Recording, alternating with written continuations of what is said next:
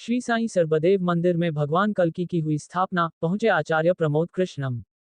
बरेली में श्री साईं सर्वदेव मंदिर शाहमतगंज पहुंचे आचार्य प्रमोद कृष्णम ने प्रेस वार्ता में कहा कि भगवान के होने वाले अवतार भगवान कल्की की प्रतिमा को आज यहाँ स्थापित किया गया है। समाज में पाप बढ़ता चला जा रहा है। भगवान के अवतार के रूप में भगवान कल्की दुनिया में आएंगे, ऐसा श्रीमद् भागवत गीता में लिखा है। आज हमने बड़े श्रद्धा के साथ प्राण प्रतिष्ठा करके भगवान कल्की की प्रतिमा स्थापित की है और ये बरेली वासियों के लिए बड़े हर्ष का विषय है। मैं इसके लिए साईं सर्वदेव मंदिर के सर्वकार को बधाई देता हूँ कि भगवान कल्की की स्थापना के कार्यक्रम के निमंत्रण को मैं अस्वीकार कर ही नहीं सकता।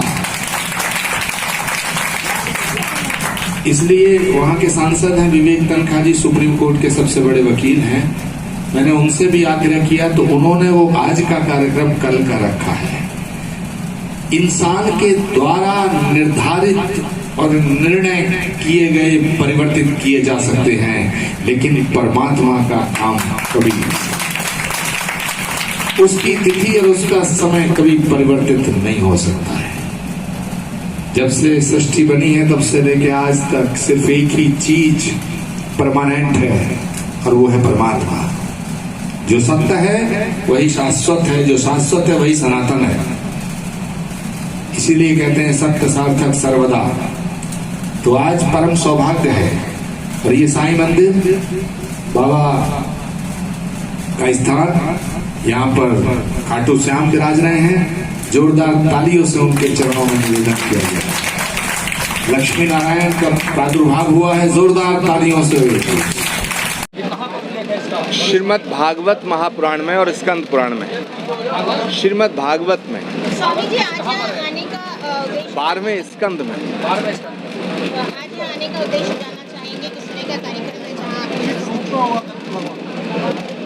देखिए, आज साईं मंदिर के प्रांगण में भगवान के होने वाले अवतार यानी श्री कल्की भगवान के विग्रह की स्थापना के उपलक्ष्य में ये कार्यक्रम आयोजित किया और ये बड़े सौभाग्य की बात है, बहुत ही सौभाग्य का विषय है बरेली वासियों के लिए कि भगवान के होने वाले अवतार का विग्रह यहाँ स्थापित हुआ है।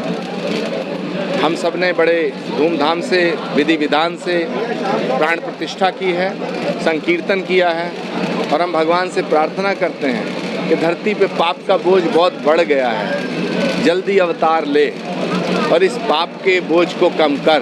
क्योंकि भगवान कृष्ण ने गीता में ये वादा किया है कि जब जब धरती पे अधर्म बढ़ेगा, पाप बढ़ेगा, असत्य बढ़ेगा, अंधकार बढ़ेगा, अहंकार बढ़ेगा, तब तब मैं किसी ना किसी रूप में धरती पर आऊँगा।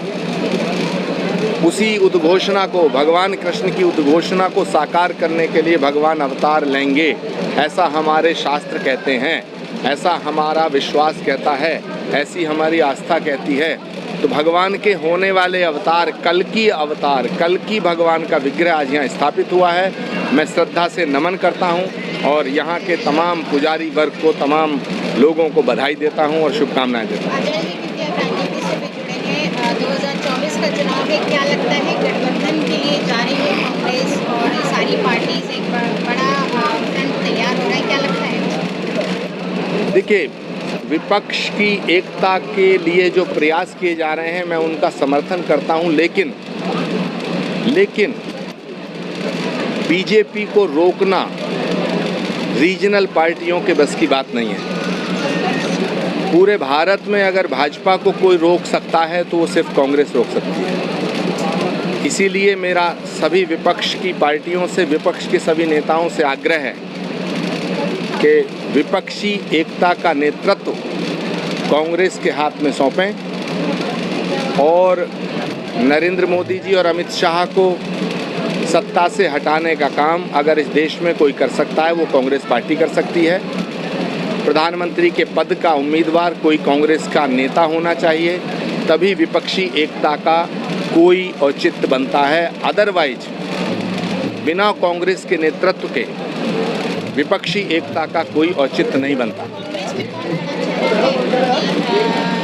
राहुल गांधी को तो कांग्रेस में ही राहुल गांधी का विरोध है। नहीं, राहुल गांधी जी कांग्रेस के सर्वमान्य नेता हैं, लेकिन कांग्रेस पार्टी में ऐसे कई वरिष्ठ, अनुभवी और समझदार और लोकप्रिय नेता हैं जो प्रधानमंत्री के पद का उम्मीदवार बनाए जा सकते हैं। अभी मेरा आग्रह इतना है कि विपक्ष में नरेंद्र मोदी जी के सामने, क्योंकि 2024 का जो चुनाव होगा वो मुद्दों से ज़्यादा चेहरों का चुनाव होगा और नरेंद्र मोदी एक बहुत बड़े लोकप्रिय और ताकतवर चेहरे हैं। तो नरेंद्र मोदी जी के सामने कांग्रेस के किसी नेता को प्रधानमंत्री के पद का उम्मीदवार बनाया जाए। ऐसा नेता जो लोकप्रियता के दृष्टिकोण से, स्वीकार्यता के दृष्टिकोण से और विश्वसनीयता के दृष्टिकोण से, यानी पॉपुलैरिटी के पॉइंट ऑफ व्यू से, एक्सेप्टेबिलिटी के पॉइंट ऑफ व्यू से और क्रेडिबिलिटी के पॉइंट ऑफ व्यू से नरेंद्र मोदी जी को टक्कर दे सके, तो मुझे लगता है तभी बीजेपी को हराया जा सकता है। अदरवाइज बीजेपी एक बहुत बड़ी पार्टी है। अगर सारा विपक्ष एक होकर के कांग्रेस के छतरी के नीचे नहीं आया तो मुझे लगता है नरेंद्र मोदी को हराना संभव नहीं है।